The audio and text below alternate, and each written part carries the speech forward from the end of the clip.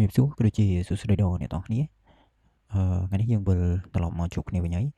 នៅក្នុងវីដេអូនេះគឺខ្ញុំនឹងបង្រៀនអ្នកនរគ្នារបៀបធ្វើ poster បែប skin care ណាបាទ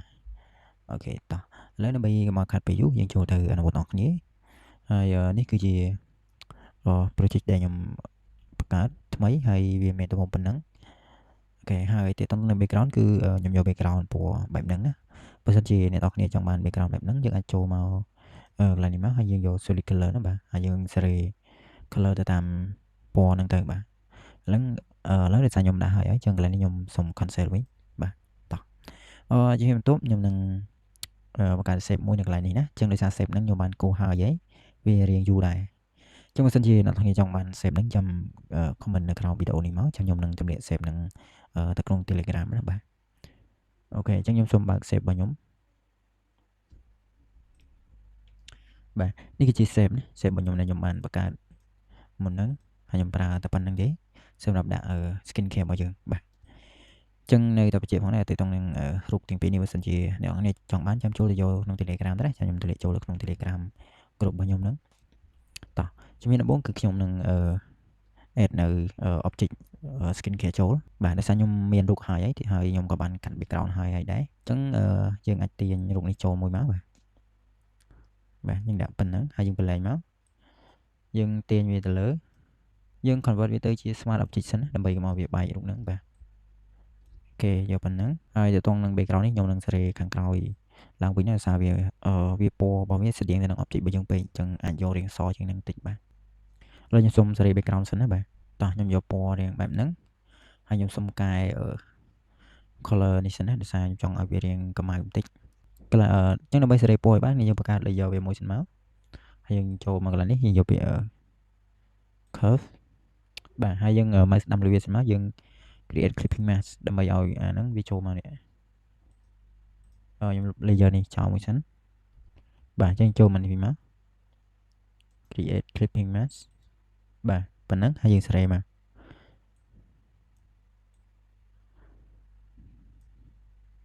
អូខេខ្ញុំយកប៉ុណ្ណឹងហើយឥឡូវអ្នកឃើញobject របស់យើងវាពណ៌រៀងដិតជាងមុនហើយវាមិនសូវលេចទៅជាមួយ background ទេអញ្ចឹងយើងអាចសេរីបែបហ្នឹងបានបាទអូខេខ្ញុំសម្រេចថាយកប៉ុណ្ណឹងហើយចុចកន្លែងបិទនេះវិញមកបាទអញ្ចឹងទីតងនឹងកន្លែងនេះយើងប្រើ brush tool មួយមកយើង add layer វាមួយណា layer យើងយក brush tool យើងមកស្ដាំមកយើងទាញ brush tool នឹងមកបែបនេះហើយយើងទាញវាយក style បែបហ្នឹងណានេះដើម្បីឲ្យវាបែបចេញរាងអញ្ចឹង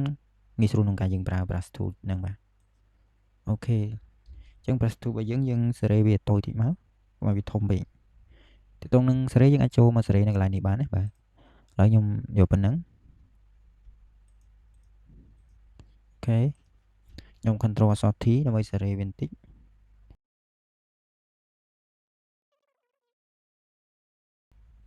បាទខ្ញុំដាក់បែបហ្នឹងហើយស្មៅវារៀងជះមកខាងនេះវិញបាទតោះជំហានបន្ទាប់ខ្ញុំនឹង add រូបមួយទៀតដោយសាររូបហ្នឹងខ្ញុំយកដាក់ស្រាប់អីបាទដូចជារូបនេះតោះមើលស្រីរបស់យើងហ្នឹងអញ្ចឹងរូបហ្នឹងខ្ញុំក៏មានហើយដែរហើយខ្ញុំកាត់ background ហើយដែរទាញចូលមកបាទយើង convert វាទៅជា smart object ទៅណាយើងទាញវាមកក្រោមដើម្បីឲ្យវានៅខាងក្រោយបាទហើយយើងបរួមវាបន្តិចមក control alt T ដើម្បីបរួមណាអញ្ចឹងពេលបរួមយើងចុច shift ផងដើម្បីឲ្យវាមូលទៅវាស្មើគ្នាស្អាតអូខេខ្ញុំសម្រេចថាខ្ញុំយកប៉ុណ្ណឹងហើយខ្ញុំadd កន្លែងនេះខ្ញុំ add gradient វាចូលបន្តិចនៅកន្លែងហ្នឹងអញ្ចឹងយើងម៉ាស់វាមួយមកហើយយក gradient យើងទាញបែបនេះមកអញ្ចឹងទាក់ទងទៅនឹងកន្លែងនេះដូចជាអត់អីទេខ្ញុំយកប៉ុណ្ណឹងហើយចំណុចបន្ទាប់ទៀតយើងនឹង add logo ចូលបាទខ្ញុំភ្លេច add shadow អននេះដែរអញ្ចឹងនេះត្រូវ add shadow វាមួយដែរបាទអញ្ចឹងcreate layer មកទាញវាមកក្រោមខ្ញុំប្រើ brush tool បាទឥឡូវខ្ញុំយកប៉ុណ្ណឹងហើយយើងបន្ទាប់ទៀតគឺយើងចូលទៅដល់ add logo តោះឥឡូវយើងចូលទៅយក logo ទាំងអស់គ្នាដោយសារ logo របស់ខ្ញុំមានហើយនេះគឺជា logo របស់ខ្ញុំណាអញ្ចឹងខ្ញុំទាញចូលទៅក្នុង Photoshop ខ្ញុំដាក់នៅខាងនេះម្ខាងបាទខ្ញុំបរួមវាតូចដើម្បីងាយស្រួលខ្ញុំទាញយកណានេះវាជា file PNG ទេអ្នកនរគ្នាអាចកាត់យកបាននេះវាមាន background ទេបាទអញ្ចឹងទាក់ទងទៅនឹង logo នេះគឺខ្ញុំ កាត់យករូបនេះមុនយើងប្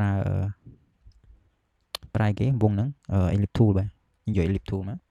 យើងយក move tool វិញហើយយើង copy វាមក control អីគេដើម្បី copy control ស J ណាបាទ control J មកប៉ុណ្ណឹងហើយយើង add shadow ឲ្យវាតិចមកចូលមក FX ហើយយើង drop shadow យើងយក shadow ខ្មៅមកមិនដែរបាទយើងយក shadow ពណ៌ខ្មៅចុះបាទយើងសេរីប៉ុណ្ណឹងមកហើយពេលយើងសេរីហើយយើងចូល OK មកដាក់ logo នេះវានៅខាងលើនេះមួយចូលទៅយក logo មកហើយយើង complete វា convert ទៅជា smart object ណាបាទចឹងនេះវាមាន background ចឹងខ្ញុំសុំលុប background ចេញសិនខ្ញុំប្រើ tool នេះវាអត់ឲ្យទេចឹងយើង restore បាទចឹងកន្លែងនេះវាអត់ឲ្យយើងកាត់ background ទេចឹងយើង restore layer វាសិនមកចឹងយើងប្រើបានហើយអូខេយើងយកប៉ុណ្ណឹងហើយយើងប្រួវាតិចមក control alt T មកបាទអូខេយើងសេរីទៅតាមហ្នឹងណាចង់តូចចង់ធំយើងសេរីខ្លួនឯងហើយយើងមើលខ្លួនឯងមកប៉ុណ្ណាស្អាតខ្ញុំដាក់មកកតាបន្តិចមកទុកកន្លែងនេះទុក space សរសេរអក្សរវិញបាទអូខេហើយខ្ញុំ add shape ឲ្យវាមួយសិនចឹងដើម្បី add បានយើងប្រើ rectangle មកខ្ញុំគូ shape នៅកន្លែងនេះមួយ shape អ្នកទាំងនេះឆ្លាញ់ពណ៌អីគេបាទឆ្លាញ់ពណ៌អីយកពណ៌ហ្នឹងមកចាំដូចខ្ញុំទាំងអស់ទេចឹងតើតទៅនឹង Photoshop ទោះតែយើងឧស្សាហ៍មិនថាតើកម្មវិធី Photoshop ទេកម្មវិធីអីក៏ដោយតទៅនឹងការ design ហ្នឹងទោះយើងឧស្សាហ៍ធ្វើរៀនអនុវត្តបានច្រើនណាស់តែយើង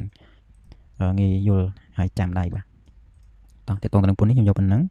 ហើយខ្ញុំទៅសេអសនៅខាងលើសិនបាទខ្ញុំមកសេខាងក្រោមនេះបាទហើយអានេះក៏ខ្ញុំ add background ឲ្យវាមួយទៀតដែរចាំ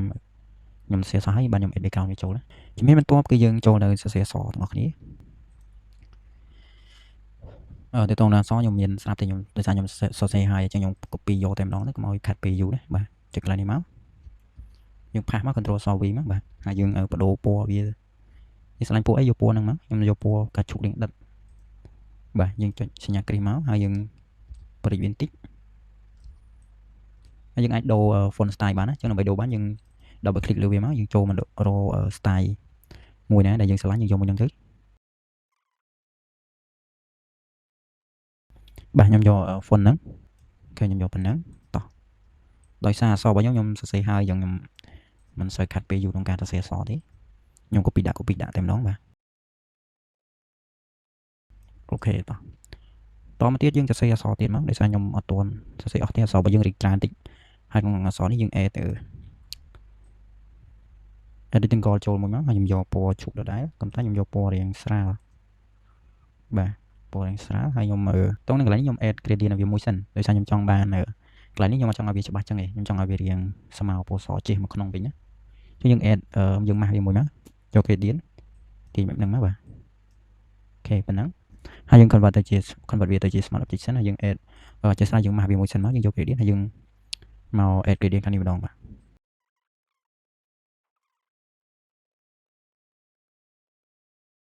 ចឹងបន្ទាប់ពីបានពេលនេះហើយគឺខ្ញុំនឹងមកសរសេរអក្សរនៅចំណុចខាងក្រោមនេះទៀតណាចឹងទាក់ទងទៅនឹងការសរសេរអក្សរនឹងផងដែរខ្ញុំសង្ឃឹមថាអ្នកនាងនឹងចេះហើយទាក់ទងទៅនឹងកន្លែងហ្នឹងបើចាំខ្ញុំបញ្យល់ច្រើនទេហើយកន្លែងហ្នឹងខ្ញុំនឹងធ្វើឲ្យរៀងលឿនបន្តិចណាបាទអូខេចុះដោយសារអក្សរខ្ញុំគឺខ្ញុំបានសរសេរហើយចឹងខ្ញុំដំបូងខ្ញុំគូ rectangle មួយសិន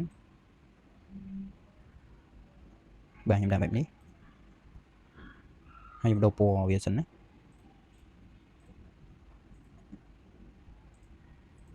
បាទខ្ញុំយកពណ៌ហ្នឹងហើយកន្លែងនេះគឺខ្ញុំនឹងលេង style របស់ rectangle បន្តិចណាជាដើម្បីលេង style បានយើងចូលមកកន្លែង shape នេះshape ចេះស្អីpen tool ជាងយើងយក add anchor point មកជាង add នៅកន្លែងនេះបាទហើយយើង add កន្លែងនេះមួយទៀតមកអូខេហើយជំរាបបន្ទាប់យើងទាញវាមក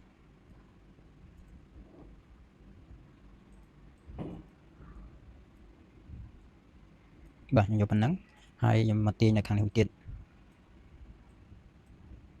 កន្លែងទាញនេះវាអត់សូវស្អាតដូចនៅក្នុង Illustrator បើសិនជាយើងធ្វើនៅក្នុង Illustrator យើងអាចនឹង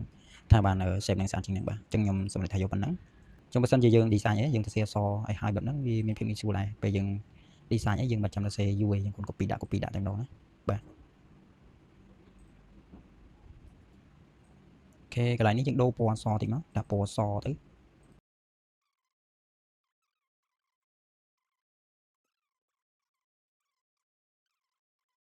បាទអញ្ចឹងនៅក្នុង poster មួយនេះគឺខ្ញុំសម្រេចថាយកប៉ុណ្ណឹងហើយបើសិនជាអ្នកទាំងគ្នាមានចម្ងល់ឬក៏មិនទាន់កន្លែងណាអីមួយអញ្ចឹងអាច comment សួរនៅក្រោមវីដេអូនេះបានណាបាទឬក៏អ្នកទាំងគ្នាអាចជួញចូលទៅក្នុង group Telegram របស់ខ្ញុំទៅដើម្បីសួរនៅចម្ងល់ផ្សេងៗហើយក៏ដូចជាមើលវីដេអូនៅក្នុង Telegram របស់ខ្ញុំបានណាបាទអញ្ចឹងជាចុងក្រោយក៏សូមអរគុណដល់អ្នកទាំងគ្នាដែលមើលវីដេអូនេះពីដើមដល់ចប់ហើយសូមថាអ្នកទាំងគ្នាជួយ subscribe នៅ channel YouTube ខ្ញុំម្នាក់មួយផងណាបាទទទួលបាននៅវីដេអូថ្មីៗហើយក៏ជាការលើកទឹកចិត្តដល់របស់ខ្ញុំផងដែរបាទអរគុណច្រើន